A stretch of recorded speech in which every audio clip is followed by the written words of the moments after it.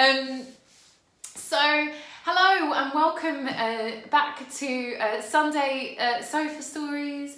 I don't know about you, but this is the highlight of my week. I get to talk to someone. It's really nice. So this is going to be episode 4. Ooh. So far we have had, what have we had? We've had writing love letters for prostitutes. Episode 2 was Postman Pat. Episode 3 was backpacking in India. Now, what could episode 4 be about? Well, I was thinking that I was going to tie this episode again in with the times.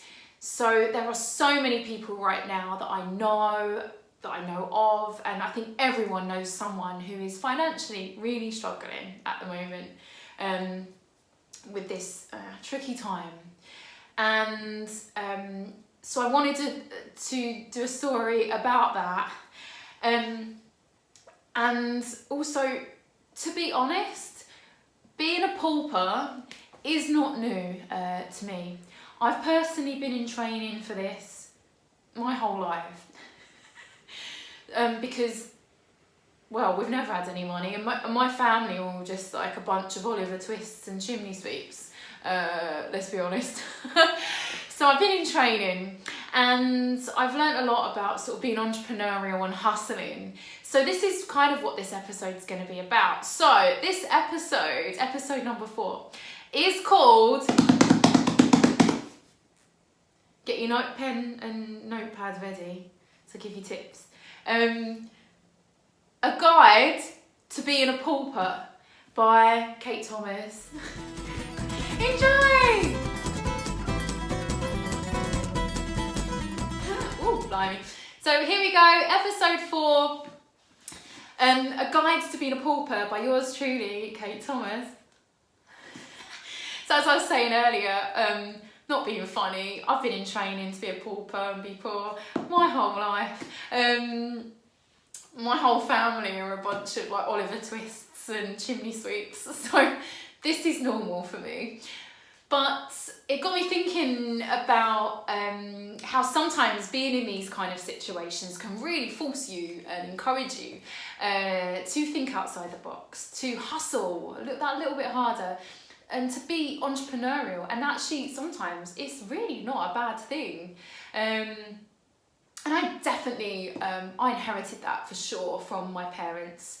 So we had nothing when I grew up, but they really did teach me, like, don't be kind of defeated by that. Just keep going. So for example, when we were really, really little, we had no food, blah, blah, blah, this one particular time in particular. And all my mum could find in the cupboard was ingredients to make pastry. And so instead of, like, I guess, worrying us and saying, we ain't got no food, she took us all out berry picking. And so we went out berry picking and we got loads of berries. And when we got home, it was a really fun game. We actually made loads of berry pies. And as a kid, couldn't believe it. We were so lucky because we got to have berry pie for breakfast, lunch, dinner for quite some time. Now as a kid, I just remember thinking, that was up there one of the best days in my life, and I've got like the coolest mum ever. But it's interesting because actually it was not the best thing in the world, not being able to feed your children, but she made it really fun for us. And so that's one example that I wanted to give you of, sometimes it's the way you look at something, and you have to try and be positive. And I mean, what can you do? Keep your chin up, keep going. So that's my mother. My father is a little bit, the story's a little bit longer, this one, but he's also a very good lesson in hustling, right?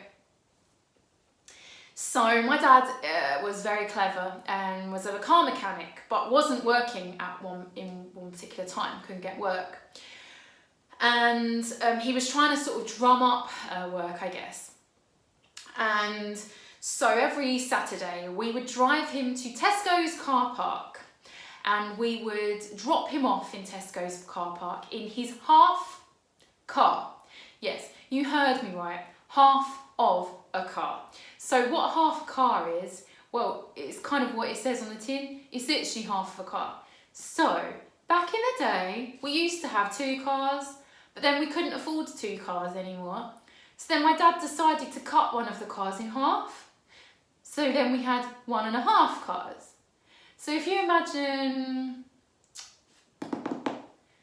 the back end of a car, so like the boot end, that was the car that we used basically. That's the part of the car that my dad used as half the car, right? And he would use it as some kind of trailer. So he would attach it onto the back of the normal car. So you'd have the car, then you'd have half a car attached on the back. Now, it's really entrepreneurial, I must say. It's really, you're really thinking outside the box there, but I'm not being funny. When you're a teenager, it's hard enough. You get embarrassed by everything as a teenager. It's really tricky navigating that. But no, I have to deal with a half car on top of it as well. So, can you imagine your parents coming to pick you up from, and I went to a really posh school as well. So most of the other parents had like Land Rovers and stuff. And no, my family had an Escort with half a car attached on the back of it. It was brilliant. It was brilliant. It wasn't embarrassing at all. I didn't cry myself to sleep at night at all. But what it did do for me, I don't care now. What it did do for me, it definitely raised my embarrassment level. Because now I think it's probably higher than other people's now. And I have, thank you half car for giving me that gift. Anyway, I digress. Back to the original story. So we would drop my dad off Tesco's car park in his half car.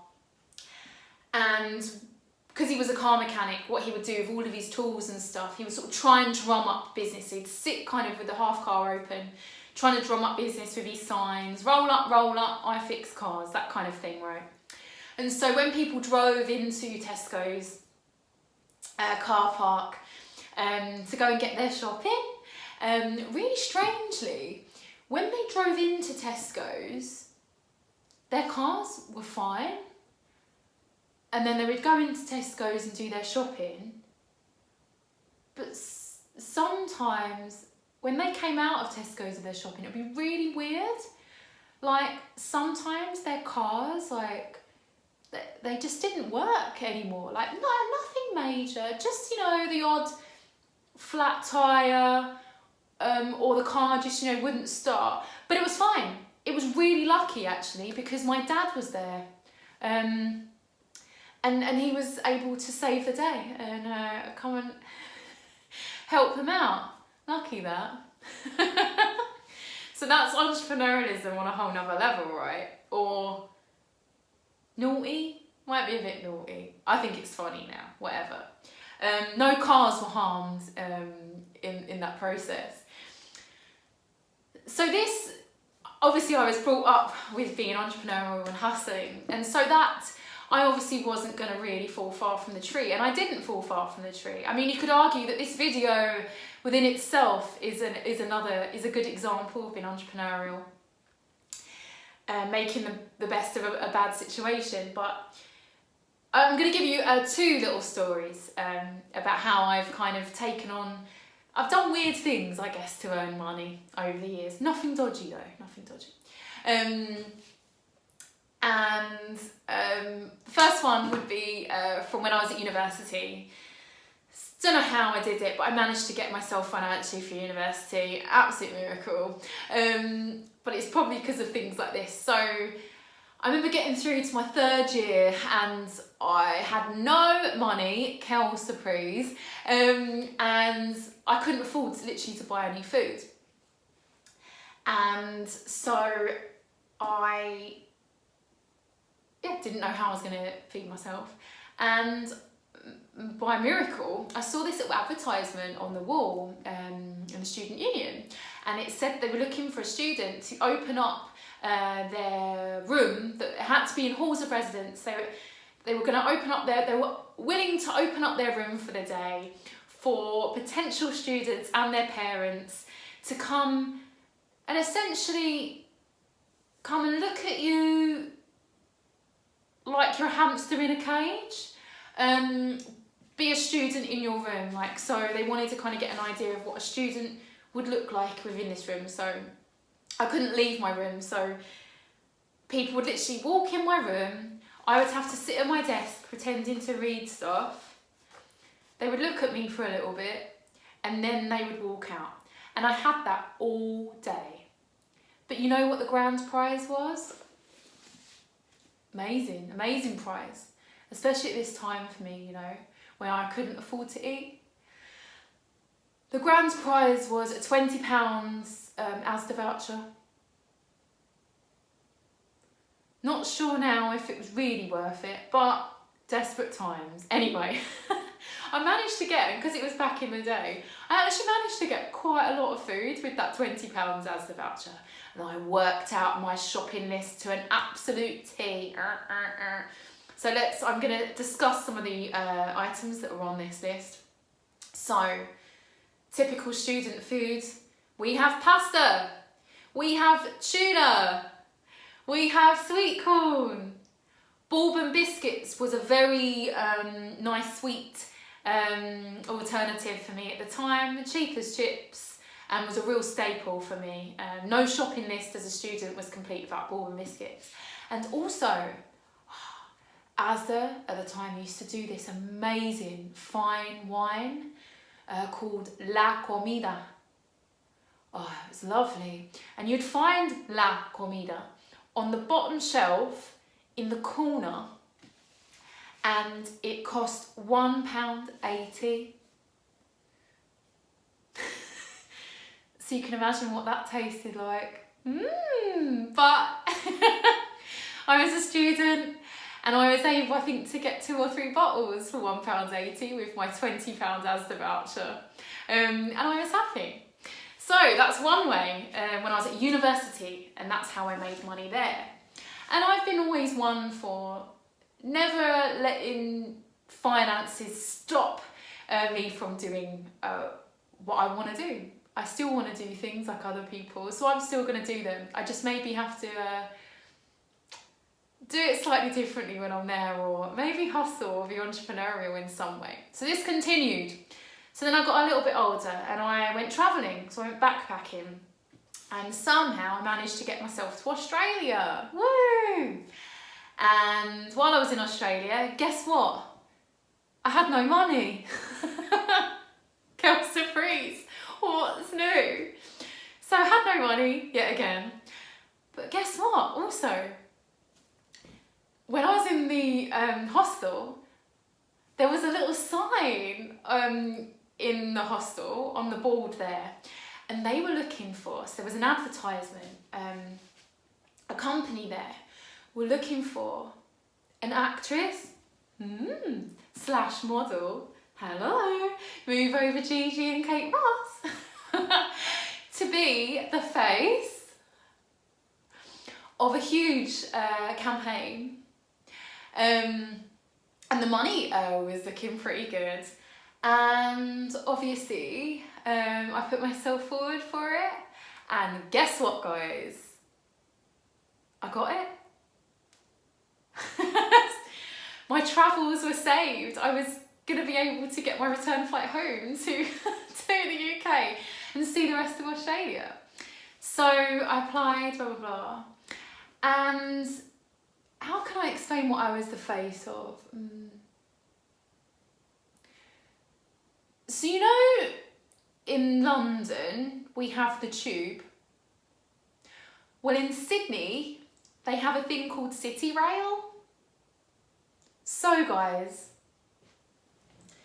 you are looking at the face of City Rail. I was, calm down. If anyone here is from Australia, and you recognise me, yes, number one, I know that's what you've been thinking from the moment you tuned in. But yes, I am the City Rail girl, the one, the only. Kate Thomas is City Rail girl. Anyway, it was actually really good fun, and I got to hang out with loads of extras from neighbours. I got to hang out at train stations a lot. But there's a particular day that I really wanted to tell you about, and this was one of the last shoots that I did with City Rail. And so on this last shoot, I'm sitting in hair and makeup, and in walks my co-star, right? It's the first time I meet my co-star for the day. And oh my God, I'm just gonna call him my Australian soulmate. I've never seen someone so beautiful in my life. This guy, as he walked into the room, a bright orange light was shining behind him and the angels were singing.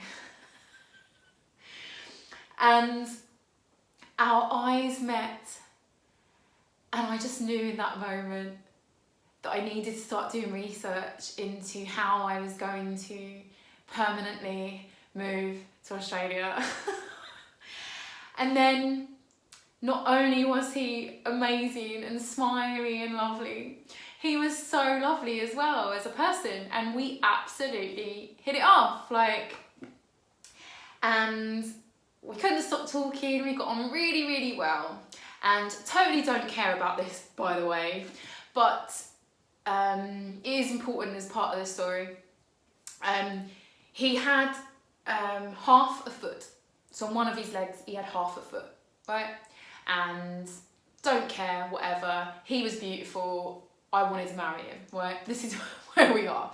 So we have the whole day together, and it was so good. And we literally, he was my customer for the day basically, and I was the City Rail girl.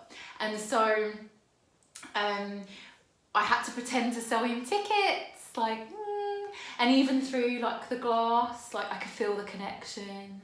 And there was I had to, one ticket, there was the ticket barriers. I had to pretend to show him how to get to Warunga and all this kind of stuff, and just the connection just kept growing and growing.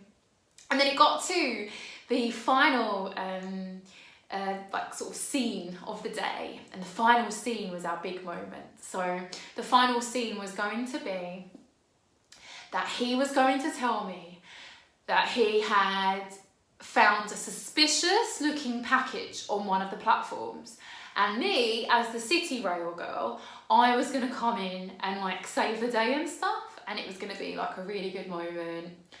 And so while the team were making this big, it was just a big laundry bag or something, while they were making this big laundry bag look suspicious. I don't know how you make a laundry bag look suspicious, but I think they were duffing it up and making it look all scraggy and dirty. While they were off doing that, I had some nice quality time with my Australian soulmate, and we chatted away, and we got a little deeper this time, so now we're talking about our hopes and dreams. And my Australian soulmate asks me, apart from being the City Rail girl, what else do I do back in the UK? And I told him that I am an actress, because I used to be an actress back in the day. Told him I'm an actress back in London. And I asked him, what do you do, Australian soulmate, apart from do photo shoots with me? And he said to me, well, I used to be a farmer before the accident, and looked down at, if you remember that I told you earlier that he had half a foot missing on one of his legs. And he said, well, I used to be a farmer before the accident. And he looked down at his foot. And naturally, I asked him, oh my God, do you miss it?